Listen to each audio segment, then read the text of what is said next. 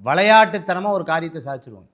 அவங்ககிட்ட ரொம்ப கவனமாக இருக்கணும். யாராவது அவங்கள ரொம்ப மன கஷ்டப்படுத்தினவங்க, மன வேதனைப்படுத்தினவங்க, துன்பப்படுத்தினவங்க, அட்வைஸ் பண்ணவங்க முன்னாடி அவங்க ஜெயிச்சு காமிச்சிருவாங்க.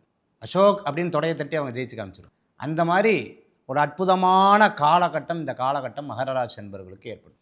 திருமணம் சம்பந்தமான விரக்தியிலெல்லாம் இருந்துட்டு இருக்கிறவங்களுக்கு அற்புதமான வாய்ப்புகள் இருக்குது.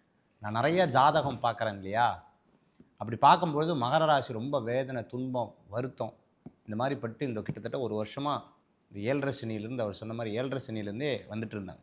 பட் நான் அவங்களுக்கெல்லாம் சொன்ன வார்த்தை ஜூன் மாதத்துக்கு அப்புறம் நன்னா இருக்குது, நன்னா இருக்குன்னு மகேஸ்வர் சொல்லிட்டார். நன்னாயிடுமா என்ன? உழைக்கணும், அதற்குண்டான தயார் செஞ்சு ஓடணும். அப்படி இருந்தீங்கன்னா கண்டிப்பான வெற்றி உண்டு. இந்த தெய்வத்துக்கு மேலே எந்த தெய்வம் நம்மளை பாதுகாக்கணும்னு சொல்லும்போது குலதெய்வத்தை சொன்னார். உண்மை, குலதெய்வ வழிபாடு இவங்க மட்டும் கையில் எடுத்துட்டாங்கன்னா மிகப்பெரிய வெற்றிகள்.